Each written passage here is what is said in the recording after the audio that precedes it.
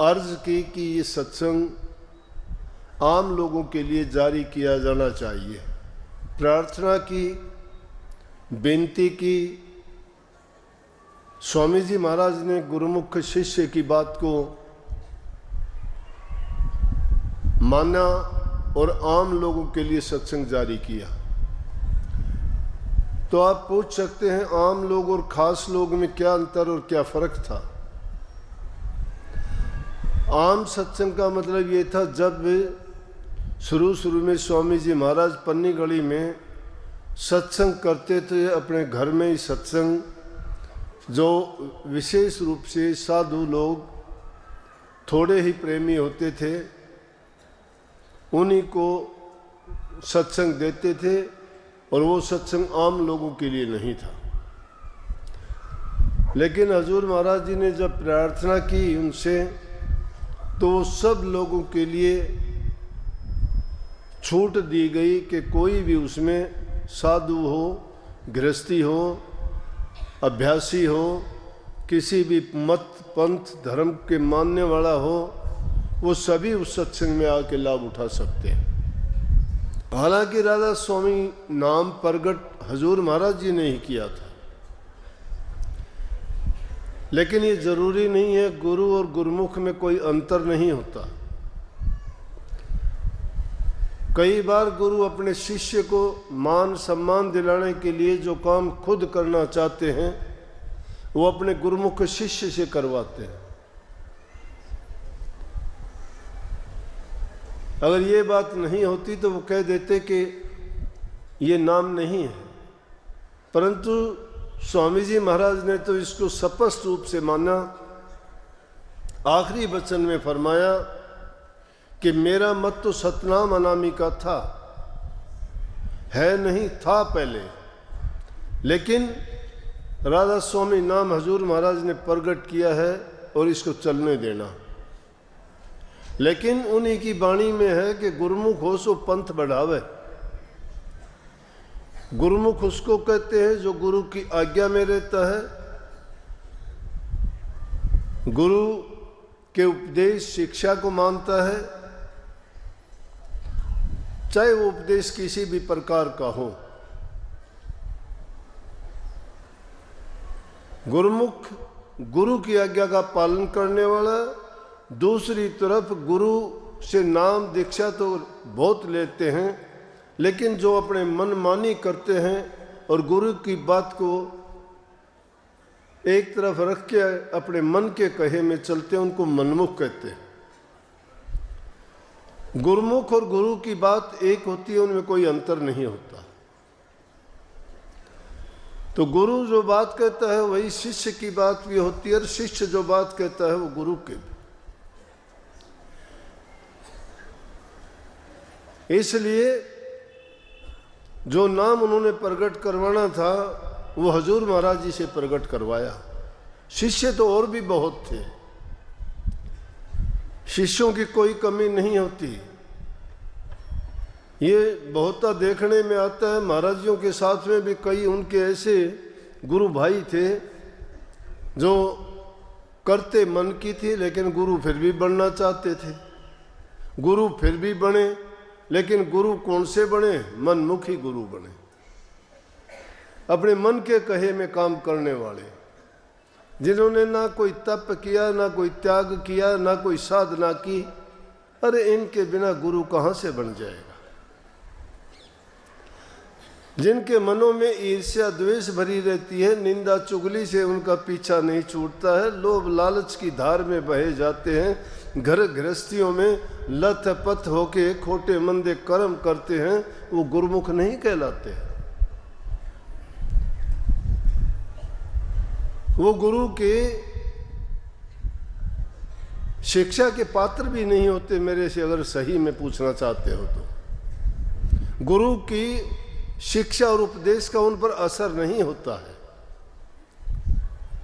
कुछ लोग मान बढ़ाई के लिए आते हैं, कुछ अपनी जरूरत पूरी करने के लिए आते हैं, कुछ संसारी चाह और इच्छा रखते हैं, वो आते हैं। अब उनके सामने कितने भी सत्संग करते रहो, क्या असर होगा उन पे? ये वाणी स्वामी जी महाराज की थी। इस वाणी में उन्होंने बहुत स्पष्ट करके बताया, सत्संगियों की हालात को देख के बताया,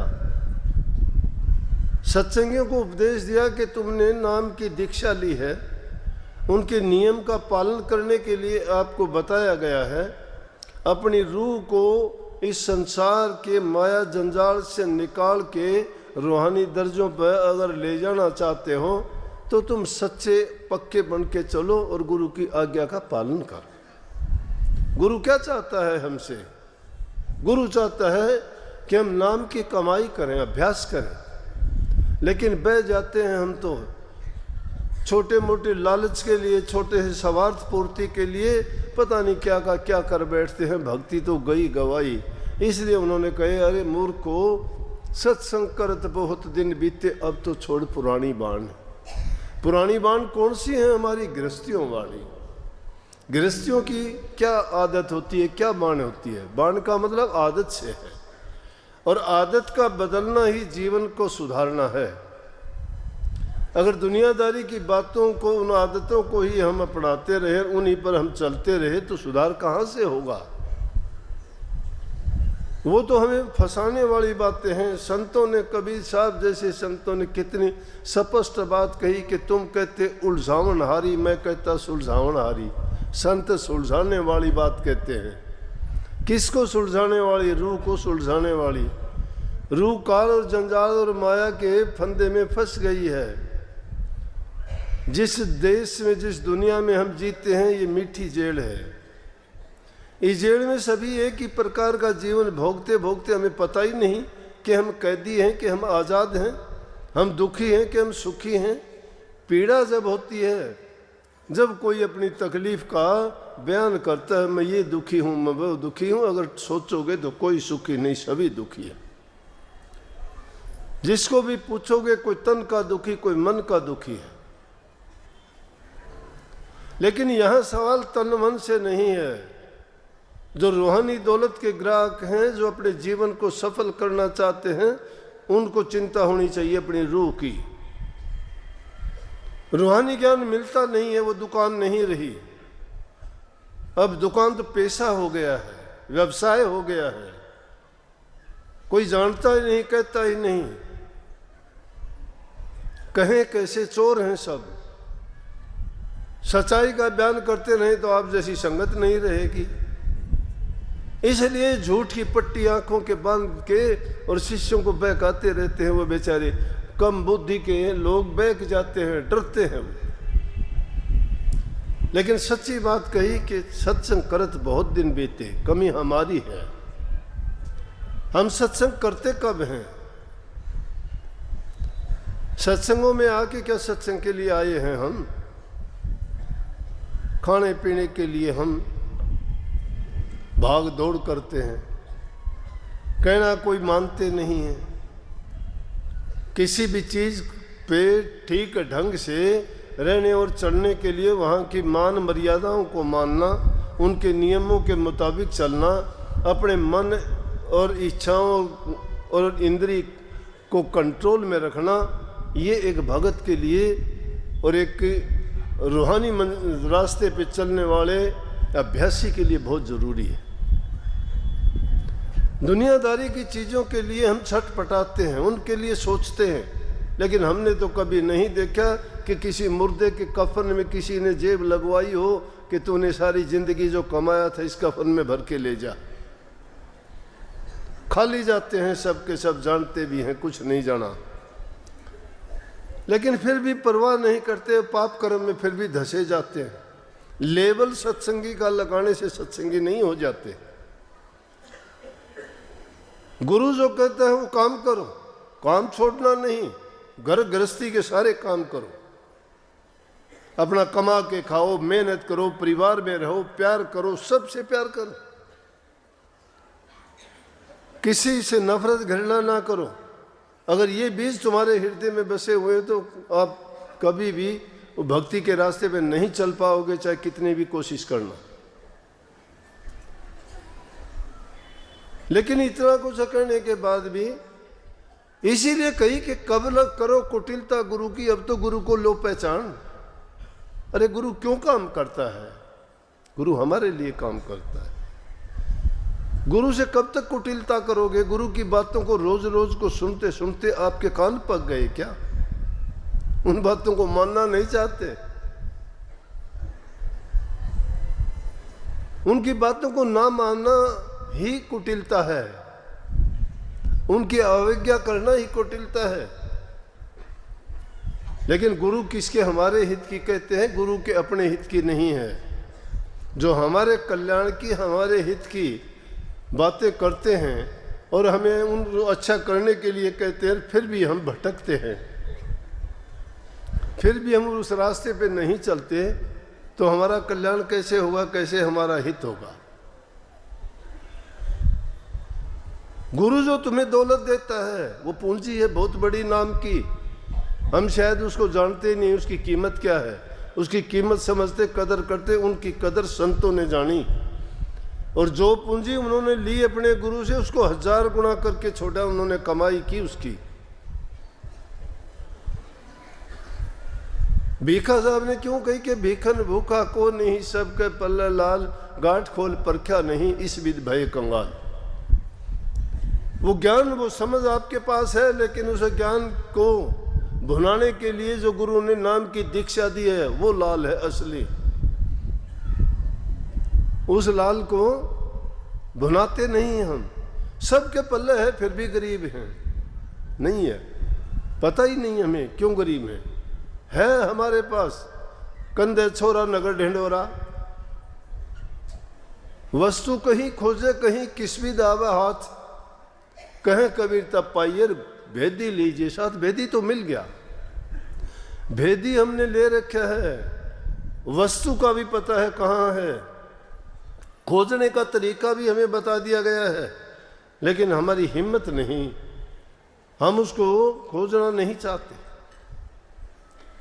लेकिन जिसने वो पूंजी दी है, उस पूंजी का जब कोई विनाश करता है, कोई पिता अपनी कमाई हुई पूंजी अपनी संतान को दे के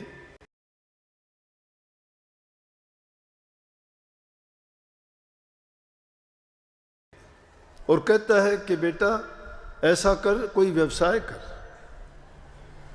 इससे कमाई कर, इस पूंजी को बढ़ा।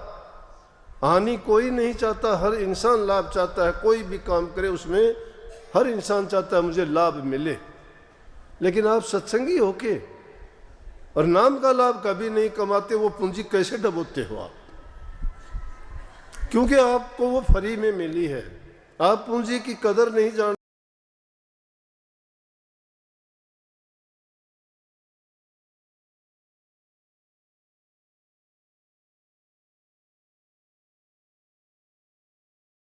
हो कीमत नहीं जानते हो। वो पूंजी तुम्हें अगर मुश्किल से मिलती तो उसकी कदर समझते। एक बार एक महापुरुष थे, संत, वो कहीं आ रहे थे रास्ते में और उधर से राजा का आना हो गया। तो उसको पुरुष को, संत को किसी लकड़ी की जरूरत थी और पेड़ के ऊपर चढ़ा हुआ था। अपने उस दराज से वो लकड़ी एक शाखा को काटने के लिए प्रयास कर रहा था। उधर से राजा आ गया और उसने देखा कि जब उसको काट रहा था तो उसकी वो दराती जिससे काटता था नीचे गिर गई। अब नीचे गिर गई तो वो कहता है ऊपर से ही कि अरे दाती तू नीचे गिर गई, मैं फिर नीचे उतरूंगा, तुझे लेके आऊंगा, इतना मुझे टाइम लगेगा, मेहनत करनी पड़ेगी, जब तक तो मैं काट लेता, तो ही क्यों ना ऊपर आ जा। दराती ऊपर चली गई। राजा देख के हैरान हो गया, ये देखने वाला नहीं, और ये कौन है ऐसा। राजा ने जाके पेड़ के नीचे खड़ा हुआ, उनसे पूछने लगा, और जब महात्मा नीचे आए तो कहने लगे कि आप तो महापुरुष हो, पहुँचे हुए संत हो, मुझे भी ये नाम की दीक्षा दो। अब राजा था, प्रजा तो राजा की होती है, अब राजा का हुक्म कौन टाल सकता है। महात्मा ने राजा को नाम की दीक्षा दे दी। नाम की दीक्षा दे दी, लेकिन दीक्षा देने के बाद घर आया, बड़ा उदास हो गया और उदासी में आके घर में लेट गया। तो उनकी पत्नी कहने लगी, आज क्या बात है, तबीयत ठीक नहीं है? बोला, तबीयत तो ठीक है, लेकिन आज एक गलत काम हो गया मेरे से। बोला, गलत काम? क्या गलत हो गया ऐसा? आप तो कभी ऐसा गलत करते ही नहीं हो, लेकिन अगर कोई बात ऐसी है तो बताओ, उसका भी कोई ना कोई इलाज होगा, ऐसा आपको पश्चाताप क्यों है? कहने लगे, आज तो मैं लुट गया। लुट गए? आपके पास है ही क्या लुटने के लिए? 2 रोटी का साधन जुटाने के लिए तो आप इधर उधर जाते हो, कोई छोटा मोटा काम करते हो, कभी लकड़ियां काट के लेके आते हो, उससे गुजारा चलता है। आज आपके पास क्या था जो लुट गया? क्या आज मेरे से एक बहुत गलत काम हो गया? बोले, क्या? क्या आज एक राजा को नाम दिया गया? बोले, ओह, ये तो बहुत बड़ी बात है। संसारी लोग तो उसको बहुत बड़ी मानेंगे। बड़े लोग सत्संग में आ गए, बड़े लोग सत्संग में आ जाते हैं, खुश होते हैं। कोई जज आ जाए, कोई वकील आ जाए, कोई राजनीतिक आदमी आ जाए, कोई धनवान पैसे वाला आ जाए, कोई व्यापारी आ जाए, खुश होंगे, वाह बड़े बड़े आदमी हमारे सत्संग में आते हैं। आजकल तो सत्संग भी यही रह गया, बड़े लोग आए, बड़े लोग आने सत्संग बड़ा हुआ, बड़े लोगों के आने दूसरे लोग भी आएंगे। पत्नी बड़ी खुश हुई कि ये तो बहुत अच्छी बात है, राजा आ गया तो अब तो और भी बड़ी बात है। बोला, अरे नहीं, गलत ये हो गया कि राजा को नाम दिया गया। बोला, ये तो अच्छी बात है तो। बोला, नहीं, मेरा दिया हुआ नाम व्यर्थ गया। बोला, अभी से आप क्यों पछताते हो? अभी से आप क्यों पछताते हो? इसकी तो मैं आपको तरीका बता दूं तो पता लग जाएगा कि आपकी पूंजी सही जगह गई या गलत गई। सब लोग बुरे नहीं होते। धनवान और राजा लोग भी, बड़े बड़े लोग भी, राजाओं ने तो अपने राजकाज को छोड़ दिया था भक्ति के लिए। संत के घर रहने वाली थी, उनकी पत्नी थी, उसको भी इतना विवेक था। संतों की सेवा करते करते उनको भी इतने तो समझ थी। उन्होंने उसको सलाह दी कि कोई बात नहीं, कल को एक तरीका बताती हूँ मैं। बोले कि हाँ, कि कल राजा के घर के आगे से तुम निकलना, और अगर राजा तुम्हारे सामने आता है, तुम्हें बंदगी करता है, तुम्हारे पैर छूता है, तो सोच लेना आपकी पूंजी बेकार नहीं गई। और अगर देख के राजा मुंह फेर लेता है तो आपको नहीं देखे, तो फिर ये पछतावा करना आपका सही है। कबीर साहब कहे, कबीर तासो प्रीत करे जाको ठाकुर राम, पंडित राजे भूपति आवे कोने काम। कबीर साहब ने कहते हैं, जिसका उनकी सेवा पूजा कर, जिनके जो परमात्मा की पूजा करते हैं। पंडित राजे और भूपति, बड़ी बड़ी जमीन के मालिक धनाढ़ हों, पंडित लोग जो बड़े ज्ञानी हों, और राजा लोग, उनसे मिलने में तुम्हें क्या लाभ होगा? क्योंकि मिलने का मतलब यह है कि अभ्यासियों के लिए, भक्ति करने वालों के लिए, रूहानी रास्ते पर चलने वालों के लिए वो कोई मदद नहीं कर सकते। उनकी मदद तो संत लोग कर सकते हैं, और संतों की पूंजी उनकी बख्शिश की हुई नाम की दौलत है, जिसको गुरुमुख शिष्य ही समझ सकता है, दूसरा नहीं समझ सकता। उसने ऐसा ही किया। अगले दिन गया राजा के महल के, राजा बैठा हुआ था सामने, और वो बहुत आहिस्ता आहिस्ता उसके आगे से निकला, तो राजा ने कुर्सी छोड़ दी और भाग के आया। उसके माँ पर उसके पैर छुए और उनको लेके गया, जाके उनको कुर्सी पर बैठा दिया, आप नीचे बैठ गए। धन्य हो गया। इंसान को सलाह देने वाला भी अगर योग्य व्यक्ति हो तो बहुत बड़ी आपदा और बुराई से बचा सकता है। आदमी को किसी को अच्छी सलाह देनी चाहिए। पत्नी को पति को ऐसे वक्त में, बुरे वक्त में, या कोई उलझन में, या कोई समस्या के टाइम में अगर वो ऐसा देखती है तो उनको नेक सलाह और अच्छा विचार उनको देने से बड़ी समस्या भी हल हो सकती है। बड़ा खुश हो गया और जाके अपनी पत्नी से कहा कि आपने जो तरीका बताया बिल्कुल सही लिखा, कि अब मुझे तसल्ली होगी कि मेरी दी हुई पूंजी कम नहीं होगी, बढ़ेगी। संतों की दी हुई पूंजी नाम की पूंजी, मैंने कहा ना, ये वो दौलत है जो कभी घटती नहीं है, उसको कोई चुराता नहीं है, उसको कोई बांटता नहीं है, वो कभी किसी भी हालत में उसमें कमी नहीं आती है, बढ़ती जाती है। इसलिए उस सत्संग करने से उस नाम की पूंजी को बढ़ाते चलो, लेकिन उसके लिए आवश्यक है, बहुत ज़रूरी है कि आदमी संयम रखे, धैर्य रखे, सजगता के साथ इस मन की रखवाली करे। अभी बैठे हुए थे, एक बुजुर्ग आया, आके बैठता है, बैठते ही कहता है तू मेरे मन को काबू कर दे। अरे मन तो आप लिए बैठे हो, मैं काबू कैसे कर दूँ आपके मन को? हम तो नाम देते वक्त कह देते हैं तेरा तन मन और धन मुझे दे दे। तू अपने को अब भी लिए बैठा है मन को, मैंने वहां तो नहीं कहा उसको, लेकिन अब सुना दूंगा अच्छी तरह से। तुमने तन मन धन गुरु को दिया क्या? गुरु को तो मूर्ख समझते हो, तुम अपने तन मन धन से तो अपना ही काम करते हो। गुरु तो एक दिखावे की तस्वीर लगा ली, उसकी ओट में कोई काम कारोबार कर लो। गुरु एक छाप नहीं है, गुरु एक तकमा नहीं है तुम्हारे लिए। गुरु तुम्हारे अंदर में बैठा हुआ है, और अंदर वाले गुरु की खोज करने के लिए इन तीनों चीज़ों के तो ही बोझ मरते मरते हमने अपने जीवन को बर्बाद किया है। तन भी हमारा है, मन भी हमारा है, धन भी हमारा है। शास्त्रों के लेखों को देखोगे तो वो तो कहते हैं तन की पवित्रता और शुद्धता तो सेवा करने से बनेगी, नहीं क्या काम का है ये? नहीं तो पशु के चाम की बने रे पनैया, नौबत और नंगारा, नर तेरा चोला काम ने आवे, जड़बुझ हो जाएगी छारा।